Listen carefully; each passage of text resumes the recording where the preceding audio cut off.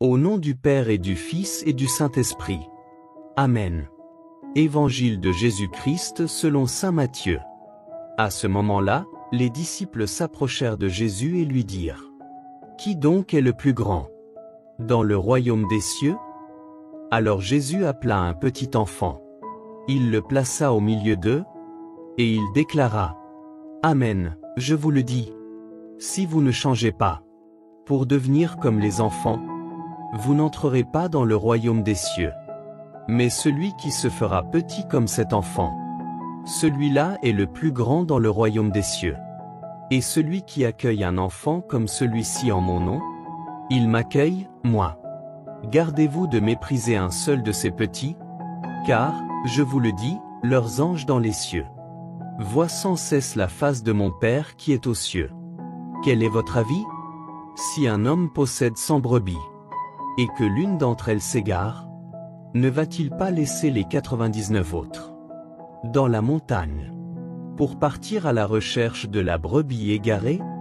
Et, s'il arrive à la retrouver, Amen, je vous le dis, il se réjouit pour elle, plus que pour les 99 qui ne se sont pas égarés. Ainsi, votre Père qui est aux cieux ne veut pas qu'un seul de ces petits soit perdu. Acclamons la parole de Dieu. Seigneur Jésus, tu places un enfant au milieu de tes disciples.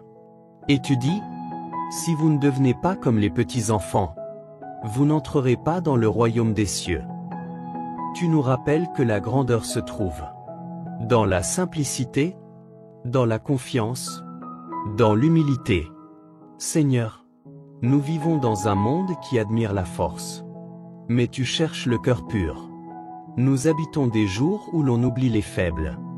Mais toi, tu quittes les 99 brebis pour chercher celle qui est perdue. Aujourd'hui, regarde ceux qui se sentent loin, ceux qui sont malades, ceux qui pleurent dans la solitude. Mets-les sur tes épaules, comme le berger ramène sa brebis blessée.